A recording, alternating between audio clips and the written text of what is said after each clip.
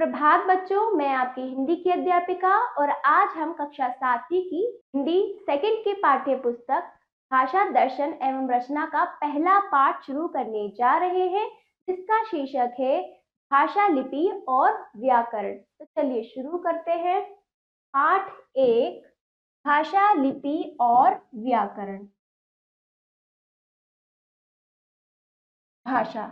सबसे पहले हम भाषा को देखते हैं। भाषा क्या होती है, भाषा को हम जानते हैं।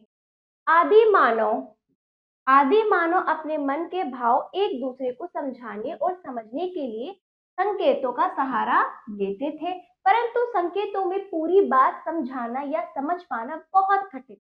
तो आदि मानव जो प्रारंभिक जो मानव था, जंगलों में वनों में जो वास करता था, तो उनको क्या था, वो सभ्य नहीं था, पढ़ा लिखा नहीं था, ना उसको किसी प्रकार की भाषा आती थी। तो वो एक दूसरे संकेतों द्वारा अपनी बात को रखते थे या समझ पाना बहुत कठिन था। मतलब फिर क्या होता था कि उन संकेतों को वो आपस में समझाने की कोशिश करते, लेकिन उन संकेतों को समझ पाना बहुत कठिन था।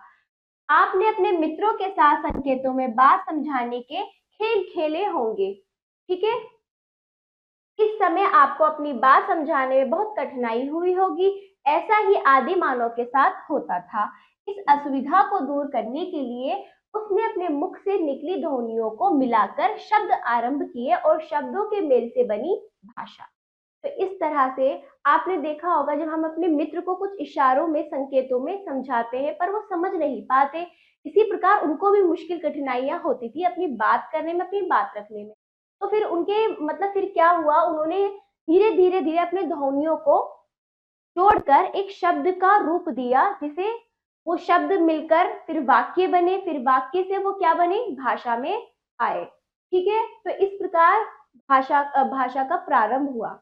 आगे देखिए बच्चों, भाषा शब्द भाष धातु से बना है, जिसका अर्थ होता है बोलना या कहना। आपने देखा होगा कि कक्षा में आपके अध्यापक आपको बोलकर समझाते हैं और आप उसे सुनकर समझते हैं।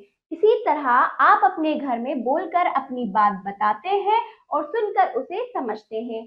आपका दोस्त आपको चुटकुला बोलकर सुनाता है और आप उसे सुनकर समझते हुए ठहाका मारकर हंसते हैं। इस तरह आप अपनी मन की बात को दूसरों तक पहुंचाते हैं और दूसरों की बात को समझते हैं।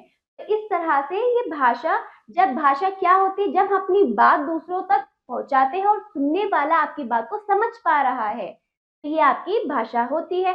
चलिए भाषा की परिभाषा देख लेते हैं। भाषा वह साधन है जिसके द्वारा मनुष्य बोलकर, सुनकर, लिखकर व पढ़कर अपने मन के भावों या विचारों का आदान प्रदान करता है। ठीक है, तो ये क्या है, भाषा की परिभाषा को आप अच्छे से समझते हुए कंठस्थ कर लेंगे। विश्व में अनेक भाषाएं बोली व समझी जाती हैं। तो पूरे संसार में कई प्रकार की भाषाएं होती, सभी सभी अपने अपने देशों विदेशों की सबकी अपनी अलग अलग भाषा होती है। जैसे देखिए, हिंदी, अंग्रेजी, रोमन, फ्रेंच, जर्मन, संस्कृत आदि। भारत में भी अनेक भाषाएं प्रचलित हैं। जैसे भारत के अंदर भी कई प्रकार की भाषाएं बोली जाती हैं, हिंदी, उर्दू, पंजाबी, मराठी, गुजराती, तमिल, बंगला आदि। तो इस तरह से सबकी अपने अपने राज्य में अलग अलग भाषाएं बोली जाती है भारत के अंदर, और पूरे संसार में सभी देशों की अपनी अलग अलग भाषाएं हैं। ठीक है, जो वहाँ के जो निवासी है उसको अच्छे से समझ पाते हैं जिस जगह की वो भाषा होती है। ठीक है, चलिए अब भाषा के रूप देखिए बच्चों। भाषा के जो 3 रूप होते हैं। नंबर 1 मौखिक भाषा, 2 लिखित भाषा, तीसरी क्या है, सांकेतिक भाषा। अब सांकेतिक भाषा क्या होती है आपने शुरू में समझ लिया होगा। सबसे पहले मौखिक भाषा देखिए। भाव अथवा विचार को बोलकर प्रकट करना तथा सुनकर समझना भाषा का मौखिक रूप कहलाता है।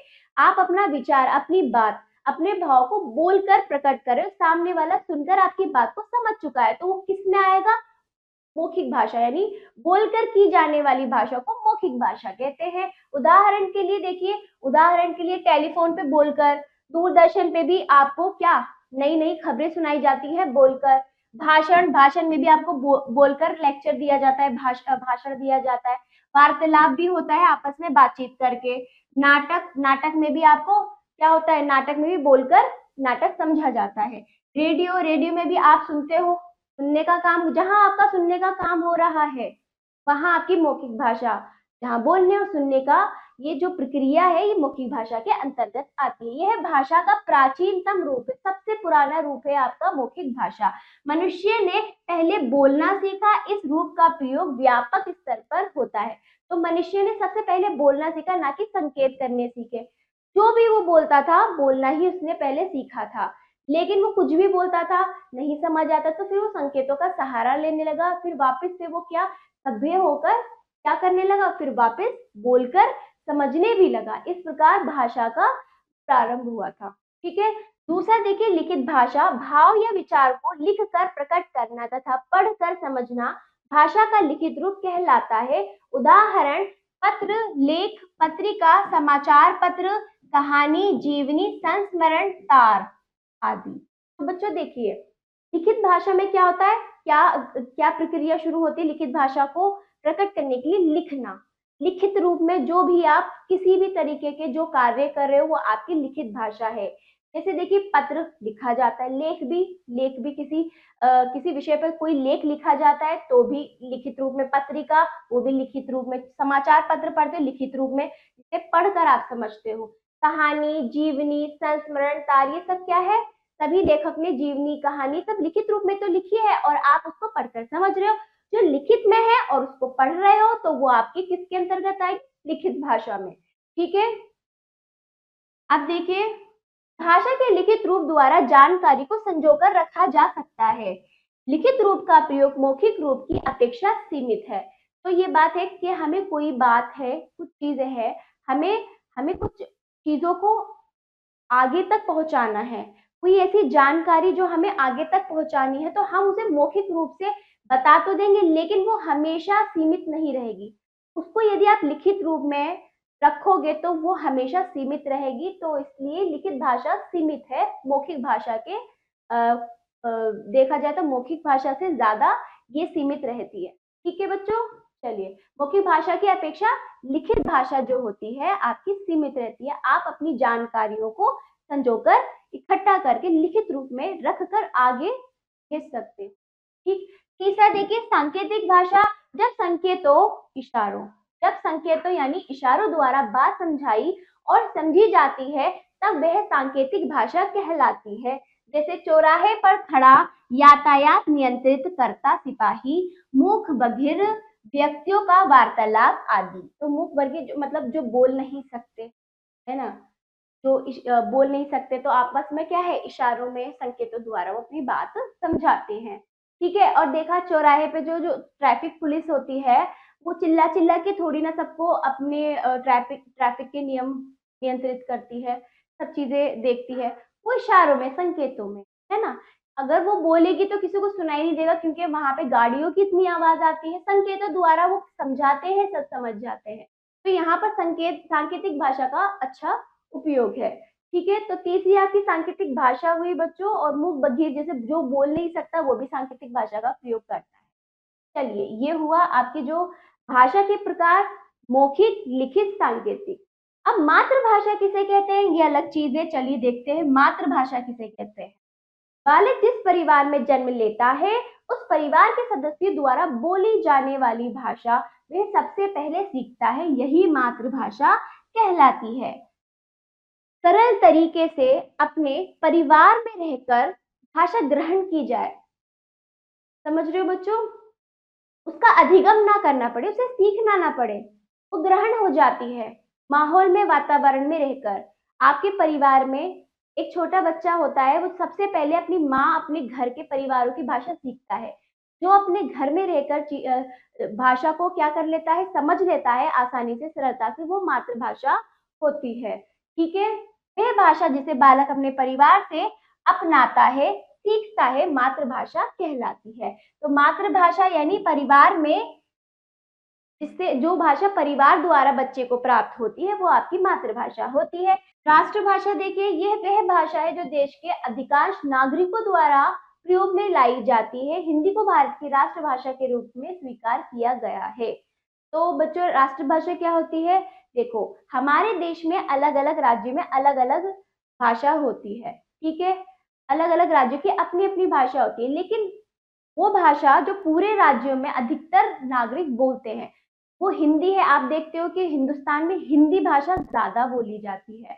तो मतलब हिंदी को क्या कहा जा रहा है, राष्ट्रभाषा बन सकती है क्योंकि इसका उपयोग ज्यादा हो रहा है भारत में। ठीक है। अन्य भाषाओं की तुलना में सभी देशों की अपनी अपनी राष्ट्रभाषा होती है, जैसे अमेरिका अंग्रेजी, चीन की चीनी, जापान जापानी, रूस रूसी आदि। सबकी अपनी अपनी राष्ट्रभाषा होती है। जो वहाँ की जो लोकल नागरिक है वो उस भाषा का अधिक प्रयोग करते हैं, वहाँ के रहने वाले हैं। भारत की राष्ट्रभाषा हिंदी है। यह लगभग 70-75% लोगों द्वारा प्रयोग में लाई जाती है। 100 में से 70-75% लोग इसका प्रयोग भारत में कर रहे हैं, इसलिए इसको राष्ट्रभाषा के रूप में अपनाया जा रहा है। अगला राजभाषा, राज जिसके द्वारा राज किया जाता है। कौन राज करता है, सरकार। सिंपल।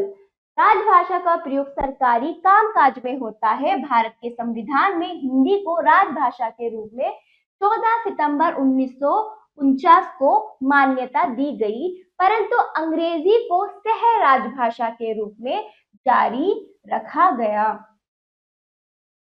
तो इस तरह से हमारी कानूनी पुस्तक संविधान, उसके अंदर हिंदी को राजभाषा के रूप में अपनाया गया है 14 सितंबर 1949 को, क्योंकि अधिकतर सरकारी कार्य हिंदी में होते हैं। सरकारी कार्य में जो भी संदेश है वो हिंदी भाषा में होते हैं, लेकिन अंग्रेजी को सह राजभाषा के रूप में जारी किया। तो अंग्रेजी में भी हमारा मतलब इसका सरकारी कार्यों में अंग्रेजी भाषा का भी बहुत प्रयोग है। तो अंग्रेजी को तो बना दिया सह राजभाषा, है ना, और हिंदी को राजभाषा। तो इस तरह से ये दोनों भाषाएं सरकारी कार्यों में प्रयोग होती। ठीक, यानी राजभाषा की सहायता में अंग्रेजी भाषा का प्रयोग करना, दोनों को मिलाकर सरकारी कार्य किए जा रहे हैं। वैसे राजभाषा हिंदी ही है। अंतरराष्ट्रीय भाषा, जो भाषा विश्व के कई देशों में बोली और लिखी जाती है उसे अंतरराष्ट्रीय भाषा कहते हैं, जैसे अंग्रेजी। तो आपने देखा होगा अंग्रेजी जो है, इंग्लिश, पूरे संसार में ये भाषा अधिक से अधिक प्रयोग की जा रही है, अंग्रेजी। ठीक है।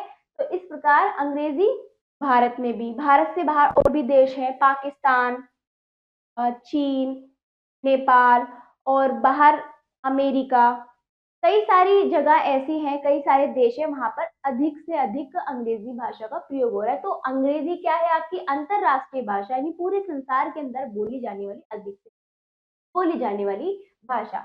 अभी मानक भाषा, विद्वानों व शिक्षाविदों द्वारा भाषा में एक रूपता लाने के लिए भाषा के जिस रूप को मान्यता दी जाती है वह मानक भाषा कहलाती है। तो मानक भाषा क्या है, विद्वानों, जो विद्वान रहे हैं, विद्वान, लेखक, कवि, बड़े बड़े विद्वान व शिक्षाविदों द्वारा भाषा में एक रूपता लाने के लिए भाषा के जिस रूप को मान्यता दी जाती है वह मानक भाषा कहलाती है। ठीक है बच्चों, मानक भाषा क्या होती है, इसमें मानक भाषा होती है जिनका अपना एक व्याकरण होता है।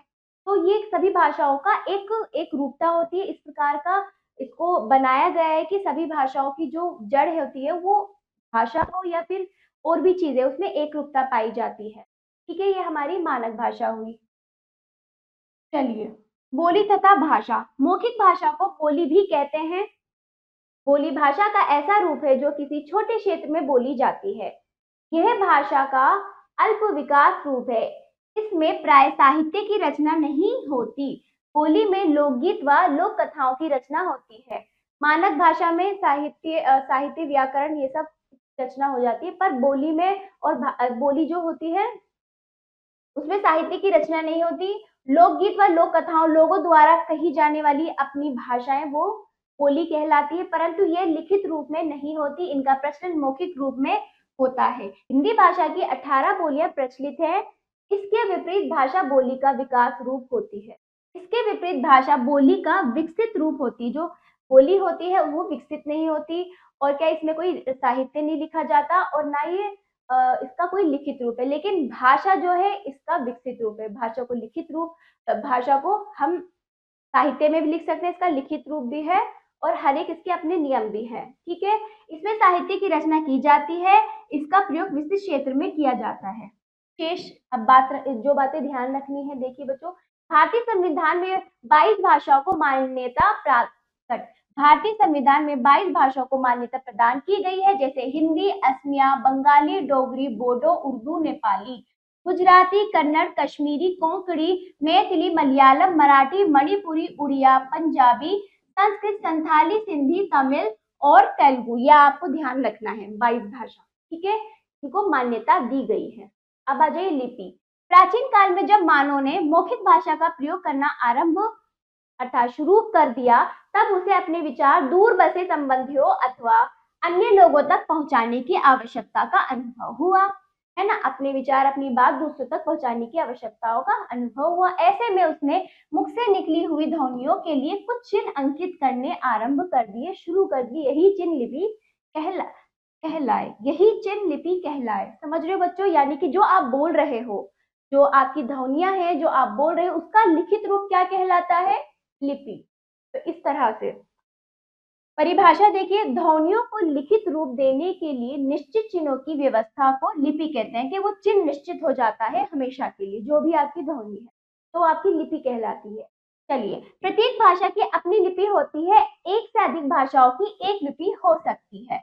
एक से अधिक भाषाओं की एक लिपि हो सकती है। तो इस तरह से प्रत्येक भाषा की अपनी लिपि होती है और कई भाषाओं की समान रूप से एक लिपि हो सकती है। उस भाषा का जो व्याकरण, तरीका, बाकी चीजें है ना, तो वो सब समान रूप से भी हो सकती है।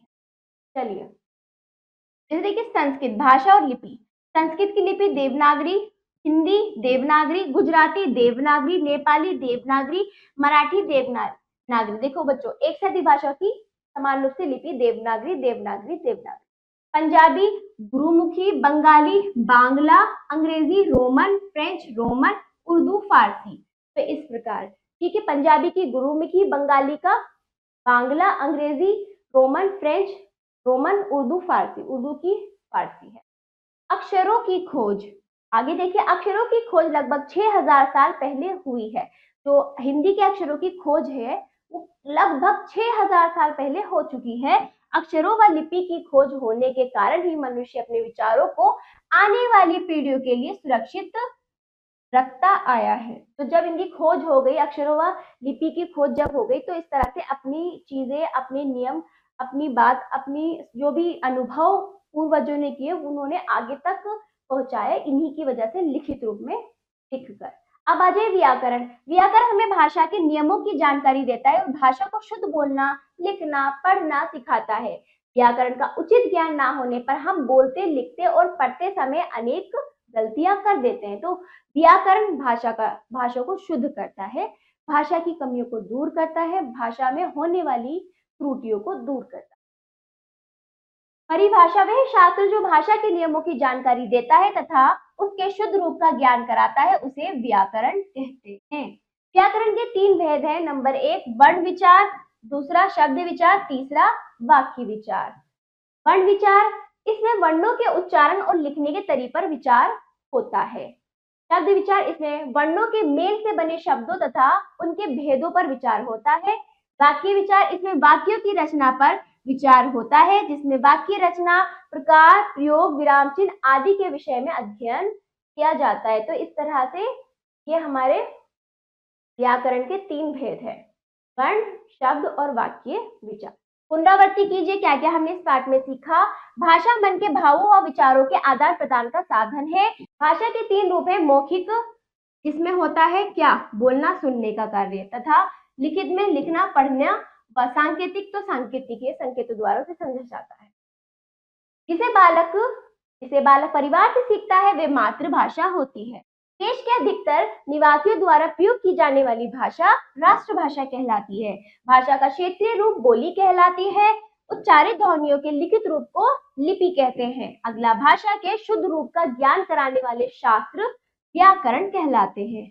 ये बच्चों, ये पाठ समाप्त हुआ। आओ करें अभ्यास। निम्नलिखित प्रश्नों के उत्तर दीजिए। प्रश्नों को पढ़ेंगे, इनका उत्तर पाठ के अनुसार स्वयं देंगे। आ जाइए अगला, ख। निम्नलिखित कथनों के सामने सही या गलत का चिन्ह लगाइए।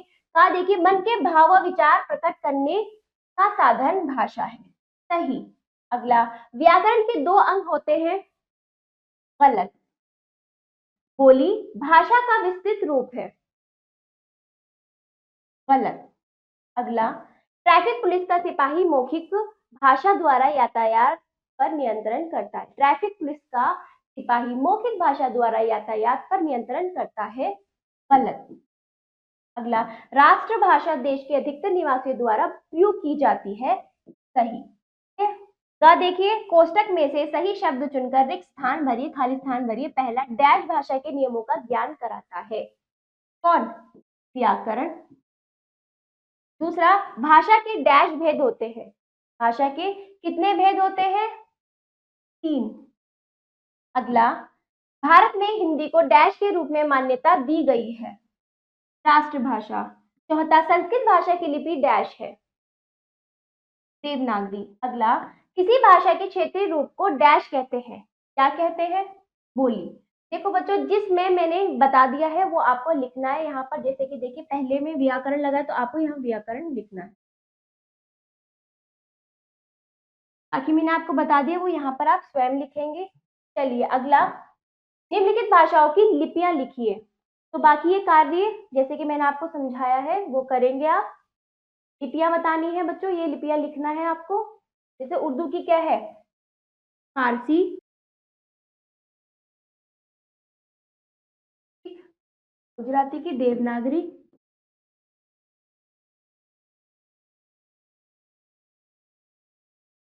नेपाली की देवनागरी।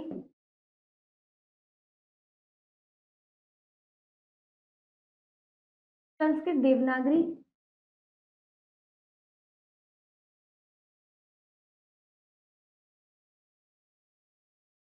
पंजाबी की गुरुमुखी।